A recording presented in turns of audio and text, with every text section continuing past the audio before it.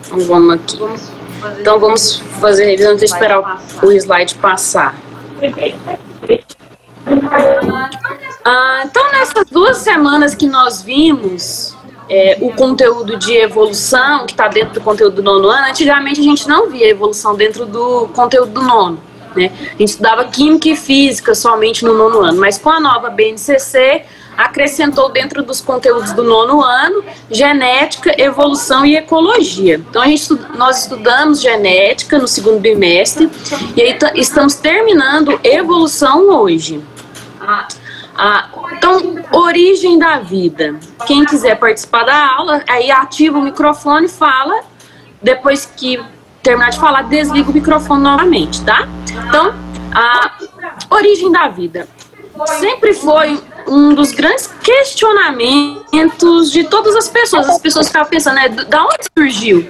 Da onde surgiu a vida? Da onde surgiu esse tanto de animais, esse tanto de espécies? Como tudo começou, né?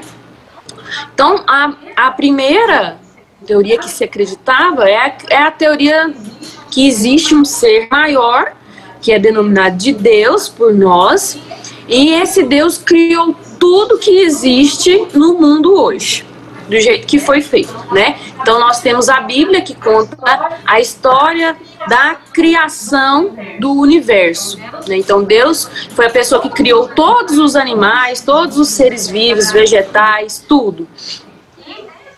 E dentro dessa teoria do criacionismo, nós temos o fixismo. Eu não falei muito do fixismo na nossa primeira aula, né? Então, o que é o fixismo? Fixismo é acreditar que as espécies são fixas, que elas são imutáveis, elas não conseguem mudar, tá? Então, dentro da teoria do criacionismo, Deus então criou todos os seres vivos, e esses seres vivos são fixos, eles não mudaram desde o início da criação, tá? Então isso é o fixismo.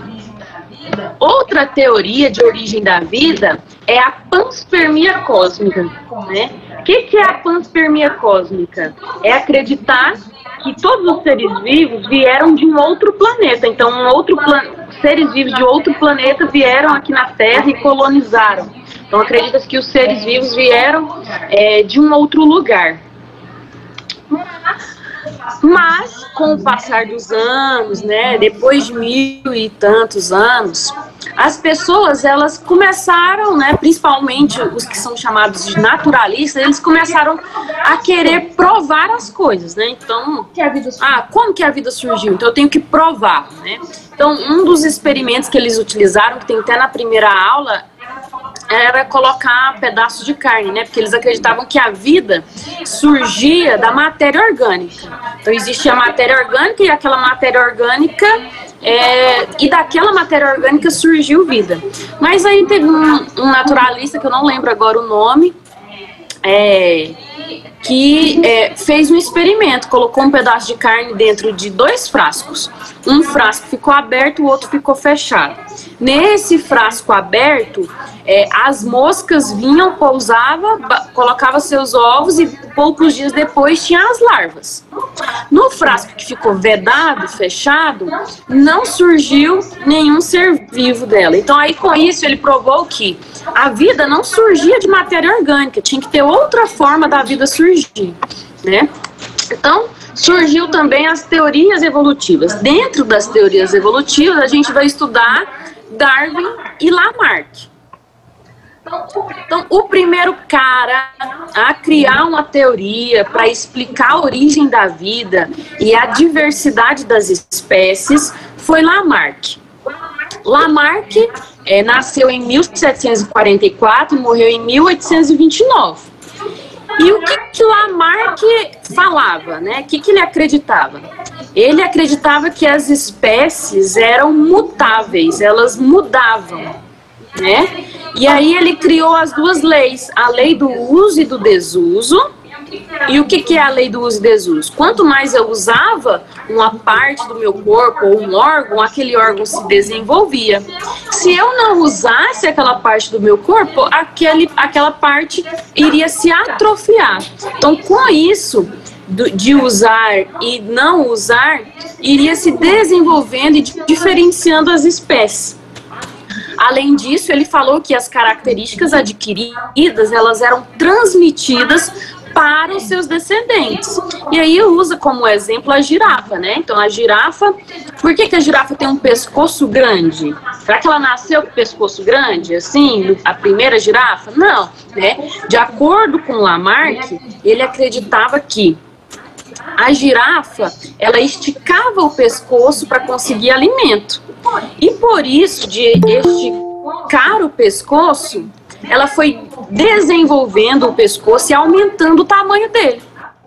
Tá? Por quê? Para buscar alimento. E aí essa girafa que desenvolveu muito o seu pescoço, ela transmitiu essa característica de pescoço grande, de pescoço longo para os seus filhos. Então, na teoria de Lamarck, era assim.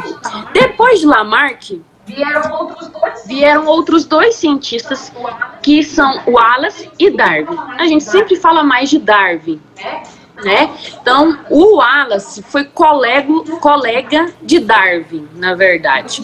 Eu indico para vocês assistirem o filme A Origem das Espécies, de Darwin, que conta a história, né?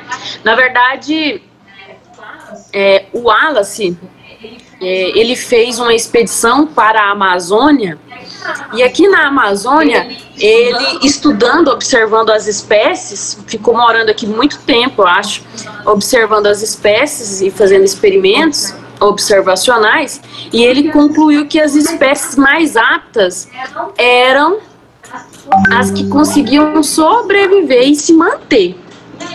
E aí ele publicou um artigo.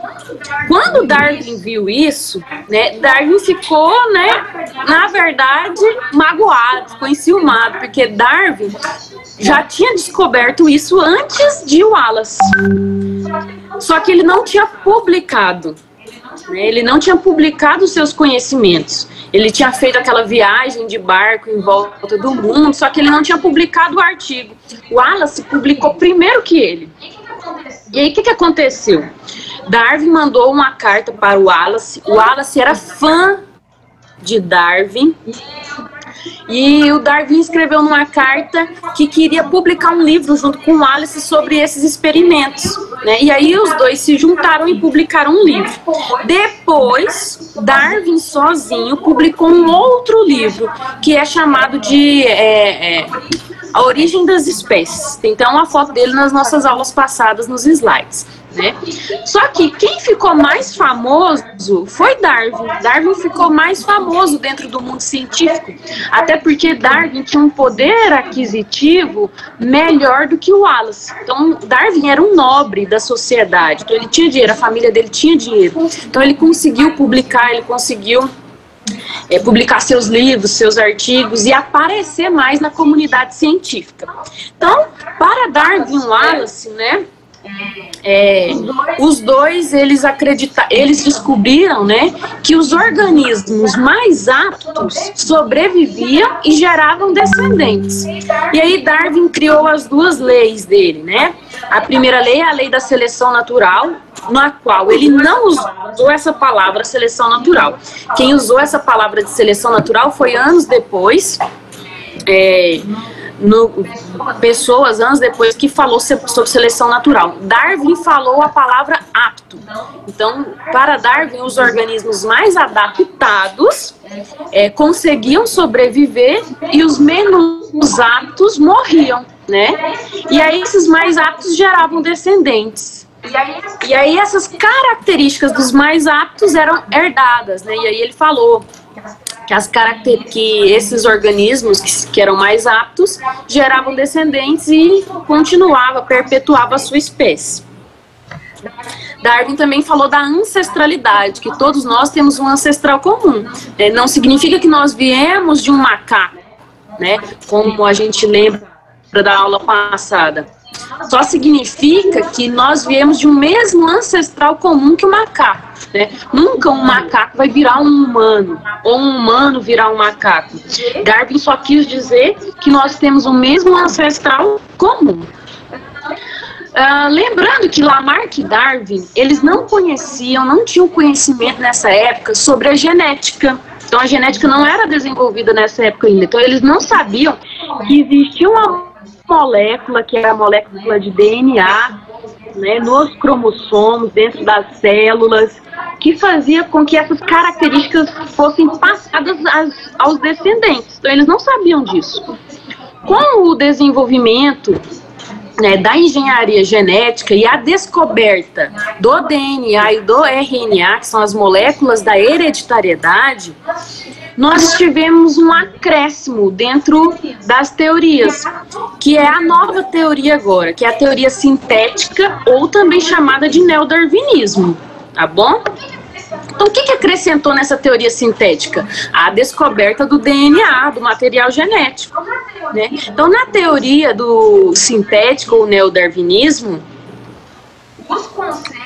os conceitos, né, foram agrupados. A ideia de Mendel e a ideia de Mendel, né, da genética, Watson e Crick, que descobriu como era o formato do DNA e o fluxo da informação do DNA, mais a teoria de Darwin de seleção natural, surge a teoria sintética da evolução. Então, o que é a teoria sintética? É o genótipo com as mutações e as recombinações, mais a seleção natural de Darwin, que vai gerar a variabilidade genética, vai gerar a variabilidade de espécies. Então, nessa teoria, aponta que mutações, recombinações gênicas do DNA são fontes de variabilidade genética dos organismos sobre o qual atua a seleção natural. Então, essa foi a nossa revisão da aula.